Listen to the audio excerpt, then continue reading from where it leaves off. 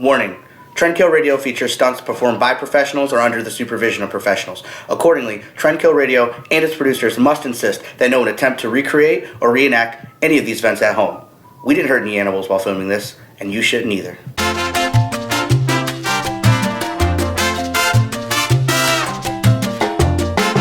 Tonight on Trendkill Radio was the Operation of Success. What did we pull out of Coley? And did Chris Jones and Jimothy elope in Vegas? All that and more on tonight's episode of Trendkill Radio.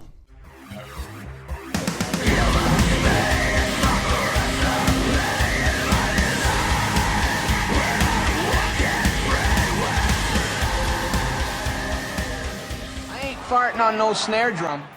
What's going on, everybody? This is Trendkill Radio, a rock news show about all things rock, except for when it's not brought to you by the Fantasy and Foundry Entertainment Complex right here in Cleveland, Ohio. I am your host, Sean Ryan. And I am Coley Colgate. And we would like to just take this moment for you guys to just hit that button, subscribe. Smash, smash, smash. Hit your alarm, the little dingle bell, so you get your notifications, and then blah, blah, blah. Let's just get into it. I want to bring you guys back to a time, a simpler time. Michael Jackson dangled a baby off of a railing. Ben Affleck was not a complete hideous drunken wreck. True. And the Osbournes ruled television. Crazy. Hey, but that's how it goes. Can I ask, are you talking about the year of our Lord 2002? Yes. Wow. Coley, you Good get a Lord. star for Well, hey, that. I'd like one. You get one. I'd like one. Up on the board. Right there. Just, can you put it by the others? Yes. I don't have many. Tons of gold stars. All right, tight. And that leads us into our first story. Are the Osbournes coming back to television? We I have mixed sources. A couple people may be saying yeah. Yeah, it seems possible, of course. Kelly Osbourne, I believe, youngest daughter. Yes, not. I think Amy is the Amy's- one that was off camera. Yeah, during she the wasn't entire- involved in the show, but Yeah. Kelly. She who was everyone embarrassed of her knows, family, and rightfully so. America and I guess England's favorite train wreck, Kelly Osbourne,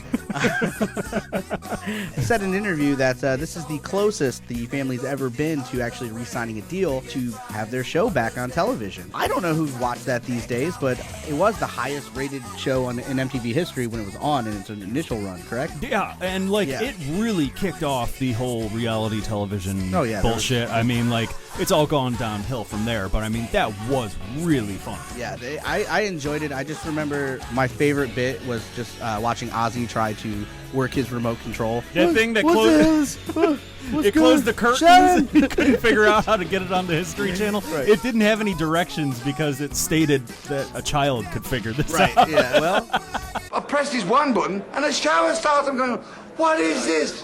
Where am I, man? It's fucking space age shit. Coley and I actually just reported on Ozzy a couple weeks ago, but that whole thing got cut due to time restraints. the gist was he's probably putting out a new album in 2020. No, he is He totally, is putting putting out a new album in 2020. So could this be promotional, perhaps? Maybe just kind of stir the waters, get people talking about the Ozzy. Yeah, it's coming out in The January, Ozzy. I think. The Ozzies. Ozzy and the Osbourne. Maybe just kind of get the word back out there about Yeah, his he family. just released a new single. It's pretty good. Yeah. Sounds like some classic fucking Ozzy, and Zach Wilde's not on it, so it doesn't get overshadowed with the Right. Kelly Osbourne goes on to say, and quote, I am not joking, every single year, about 3 months or so, someone else gives us another offer, we keep saying no. Yeah. It keeps coming around. Right now, there's an offer on the table, and I think this is the closest we have ever come to accepting one, but whether this will happen or not, I don't know. And they asked her, well, what do you mean Why? you don't know? Yeah, why? And Why wouldn't you? she goes, we've got other family to think about. My brother's got 3 kids. Jack's got 3 kids. That's crazy, Good right? Lord, he had sex 3 times. Goodness gracious. Okay. All right. Do you want that life for them without being old enough to choose if they want to do it or not, like my brother and I were, which is a stab in Sharon's back. That cunt. Can we say that? She is, yeah. Oh, yeah, we could say that about her. Only about Sharon. You're both hustlers. You're a hustler and off you. So, yeah, I mean, they did a lot on that show. There was, rehab, there was cancer, there was Ozzy just being fucking annihilated all the time. Sharon had cancer. Jack was, I think in the first fucking season, I think he was going into rehab or yeah. fresh getting out, and then we found out that Kelly had an OxyContin addiction, and she was going in, and then everybody's fighting, of course, which they do, and then Ozzy's just, standing there. He said it was very. There's a quote I'm not going to read off, but he said it's very invasive to have. Of course, it would be. You have a camera crew and production guys and microphones and cameras up in your face for 3 fucking years. You can't take a piss without worrying if there's a camera looking at you somewhere. Yeah, you just become numb to it. He said he was emotionally drained and he didn't want to do it. I know, anymore. like Phil Margera. You know, Yeah. you never know if there's a camera in the bathroom. Exactly.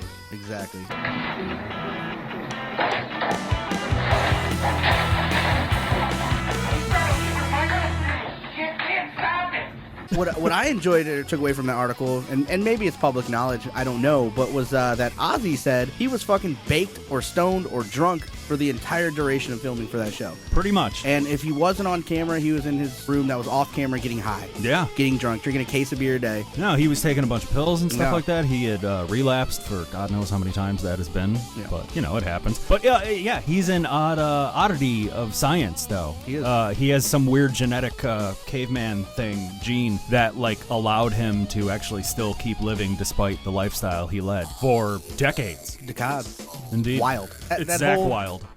It's crazy. It's Wild and Out. It's a crazy train. With Nick Cannon? Yeah, Mariah Okay. Carey. Yeah, he sure was. It's the Wild Thornberries. No, they're divorced. What? I was just coming up with things Saying that stuff. say wild.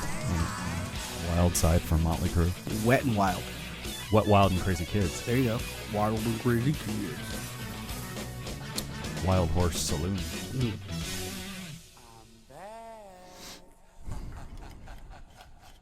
Wild Thing.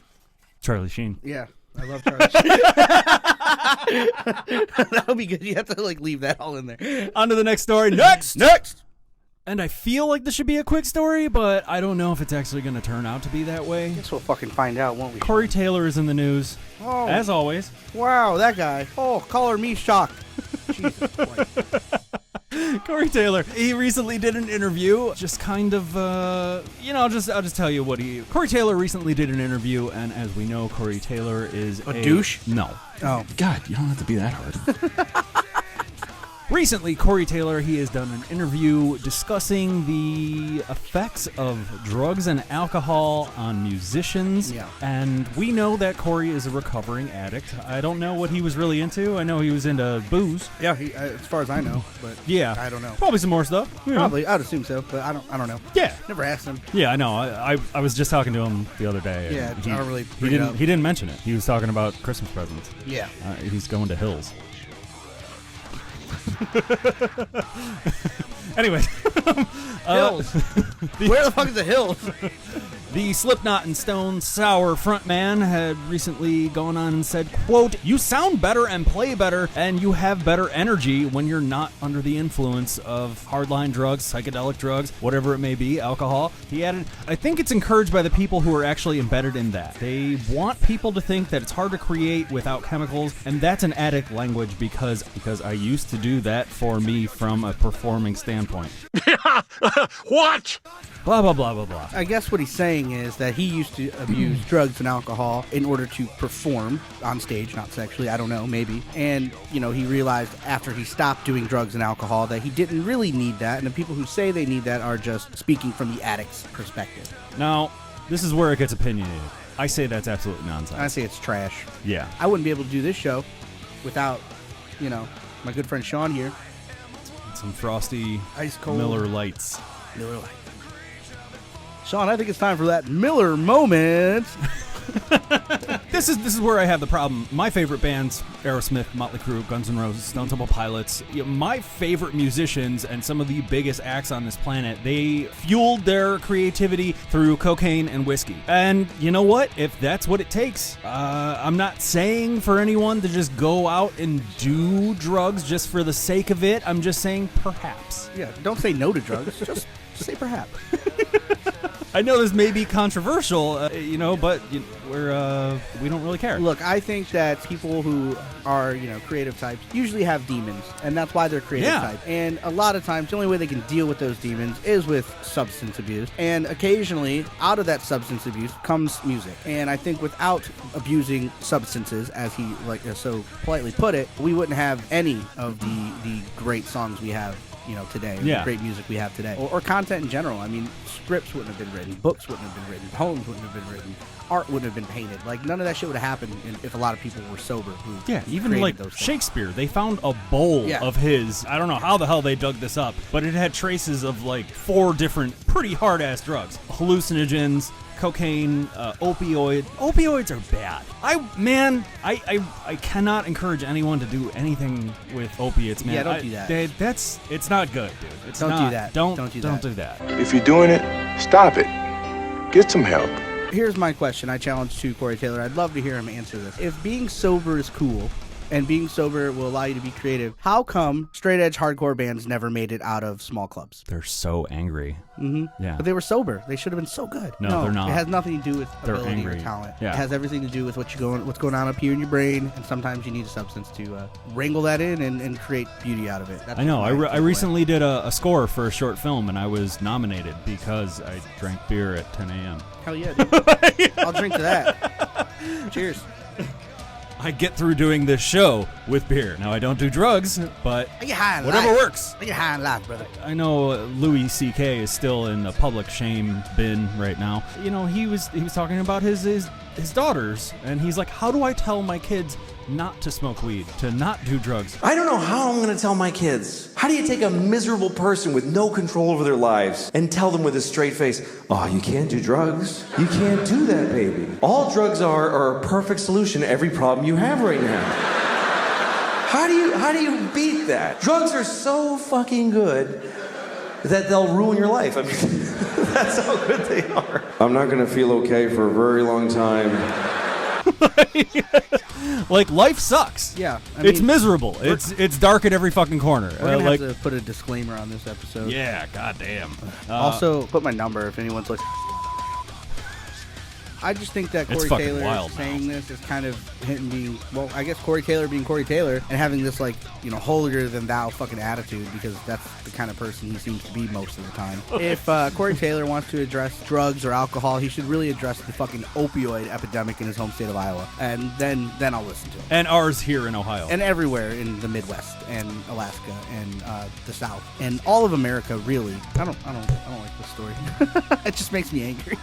Okay, so like this interview was lengthy and stuff, and I didn't want to like get to the whole quote. You can find it on blabbermouth.net.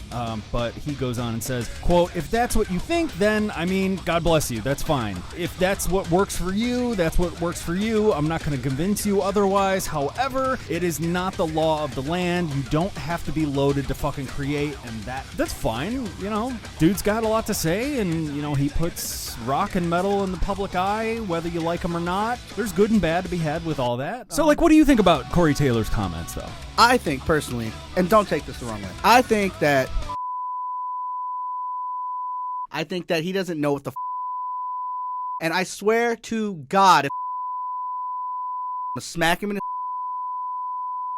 and I really him, and I think he's an thing, so like that time at rallies? Can walk up to him and I'm gonna fucking suck his. What the is going on? Did anal, and Slipknot. I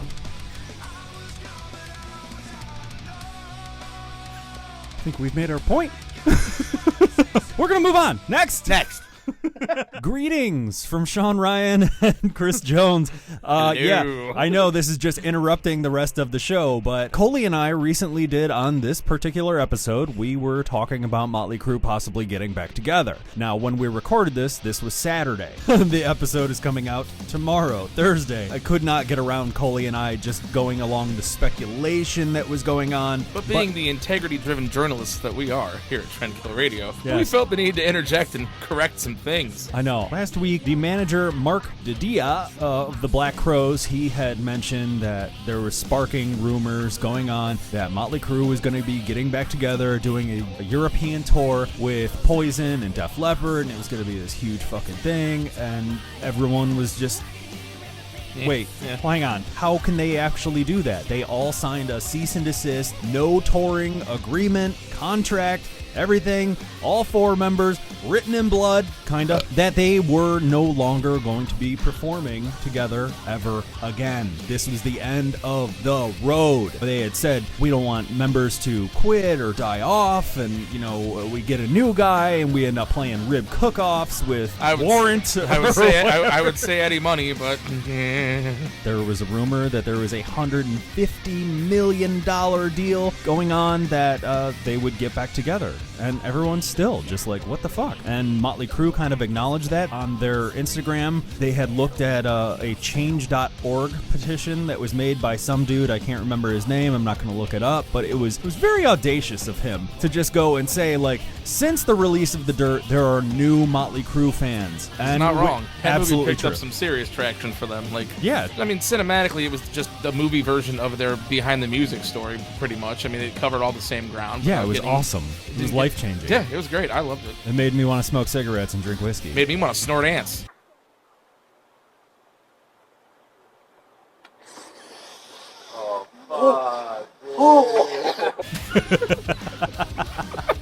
Since Vince Neil last week, he had just said, quote, "People, these rumors are false. I haven't spoken to any of the band members since the movie premiere. I had to cancel shows due to back problems, which I am getting treatment now. There is no tension between me and Tommy." Oh yeah, I forgot to mention, there was a rumor that they were getting back together earlier this year, and it was stipulated that Vince Neil had to lose 40 pounds and Tommy Lee had to quit drinking.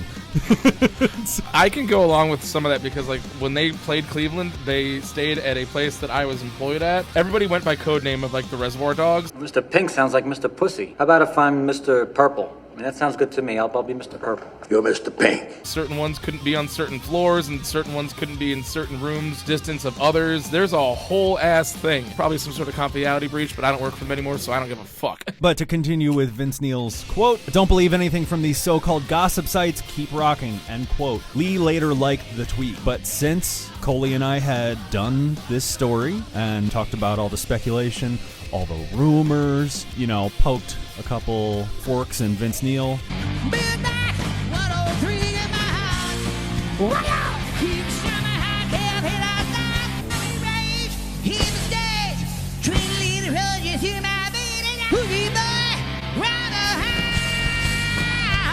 Usually he's the one poking forks and other things, but... And without further ado, Motley fucking Crue is back! Oh my god, there is going to be so much boomer there. In a statement provided on the group's website, they cited an overwhelming boom in popularity, like we were just mentioning, because of The Dirt, and so many people are wanting them to come out of retirement and play shows, which, man, like, it bothers me a little bit because what you are seeing in The Dirt are a bunch of 20-year-olds. I'm a firm believer, as I had said on our Halloween episode, that... You mean the Vince Neil roast? The roast of Vince Neil. Yes. Did you say roast? That these guys, they're not the same that they used to be. So if you were watching The Dirt, it's loud. Yeah, like, I feel like there's going to be some, like, level of delusion of grandeur from these new fans. It's like, you guys realize this was the fucking 80s, and they are now, like, in their 60s and 50s and have been just through the fucking ringer. Poor Mick Mars, I mean, they're basically, I mean, no offense to Mick, I know he's got a medical condition, but the rest of these fucking guys, you are basically just carting around a corpse at this point in time because the poor guy can barely fucking move. But like I was about to say, with that Halloween episode, I did say rock till you rot. Tommy's still got it pretty much, and Nikki's actually. Tommy does. Tommy is like eternally a 12-year-old. Like that guy's just got. Dude, he was so riding much around. He was riding around the lobby of the place that I worked at on one of those hoverboard thingies, just zipping along like there was no tomorrow. It was fantastic. Hell of a nice guy too. I don't care what anybody says about him. He literally stopped and talked to me for a little bit because I was working third shift. Really? And he was just a nice fucking guy. Oh, that's cool. He didn't man. give a shit. The band's full statement goes and says, in quote, and this is pretty long too, guys, so bear with us for a little bit here. Quote, almost 6 years after signing a cessation of touring agreement, the contract is off the table because a whole new generation of crew heads are relentlessly demanding for the band to come back together. Following the huge success of their Netflix biopic, The Dirt, Motley Crue has seen a massive surge in new audience, and the band is best known for breaking the rules and has destroyed their cessation generation of touring in true Motley Crue fashion, literally blowing it up. Yeah, The Dirt currently enjoys a audience score of 95% on Rotten Tomatoes, and its massive global success earlier this year saw Motley Crue's popularity rush to new heights. Moreover, in the past 6 months following the release of The Dirt, Motley Crue has celebrated a meteoric rise of almost 350% increase in streams of all their music across all streaming platforms. It goes on and on and on. Clearly, no one in this band wrote this, although Nikki is a great writer. Read the Heroin Diaries if you haven't read it, kids. It's a good book. So yeah, I guess we are seeing the return of Motley Crue, and man, I have mixed feelings on this because I did see their farewell tour. I had really good seats at Blossom. Yeah, that was a wild fucking show, and dude, I've made my peace, man. I have. That was my first concert with Motley Crue. If you want to go see them, more power to you. Like I said, I just have mixed feelings on it, and some people, if you're excited, go ahead, dude. If you're a younger fan and you've never got to see them, I highly recommend do go see it because the production value of their shows is unparalleled, probably by anybody else except maybe Metallica. Yeah, it's still nuts. I mean, there was a roller coaster for fuck's sake for the last one, if I'm not mistaken. Ferris wheel thing, and then he had the roller. He's always done something like every big tour. I think they flew him over Broadway style with cables and whatnot a few times too, like on a drum. All the way back to the Stevie Wonder seats. Yeah. Yeah. So can't see shit. That's essentially the end of this segment. There was so much more that Coley and I talked about, but at that time there was speculation. We weren't sure about it. Unfounded rumors. Those guys literally lived a life of just 100% not caring about anything except having fun. And you can't shit talk them and say that they did not make an impact on this world, regardless of how you feel about their music. I don't care what you say. Absolutely true. But thank you so much, Chris, for dropping by and helping out. All right, and back to me and Coley. That is the end of this week's episode of Trendkill Radio. Be sure to come by every Wednesday at around 8:30, where it will premiere live on YouTube. Make sure to hit subscribe, hit the little notification bell. We are on Facebook. We are on Instagram at Trendkill Radio 216. Thank you for the shout out, Alan Cox. Recently. Yeah, that was rad. Yeah, that was really fucking cool. I'm Coley. Bill Squire, and this is some other guy. Yeah, I know.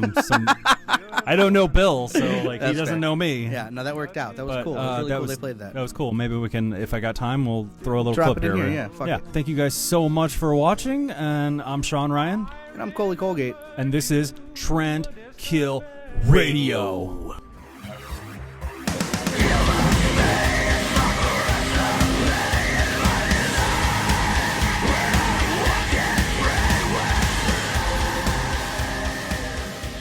Farting on no snare drum. Thanks to these, I don't know who these dudes are, but they tagged me in one of their Instagram videos. Trend Kill Radio, do you know these guys? Yeah, I know those guys. Okay. It's Chris and Coley and some other guys. They tagged me in a clip of their show. Trend Kill Radio 216 is where they are on Instagram. Email from the Rocket Morgan, Romo Fijo. Fijo. No photo at Romo Fijo. Romo Fijo. You're welcome, Alan Cox. It's free publicity on your part. I love you, Bill Squire. Mayor Santora's all right too. That guy loves you. Who's the guy? That's Chris. Oh, okay. Yeah, Chris is he's a booster. All right, well, Chris there you go. guy. Clearly. So, thanks, dudes. Tickets are now available for the Impending Lies Christmas show. Yeah, just kind of put one of those up there. So, yeah. Those are available now. Designed by yours truly and our friend Tim Schiffel. Thank you very much, Tim. And he also, put the flyer and the merch together for us. So big kudos to him, because without him, this probably wouldn't have happened.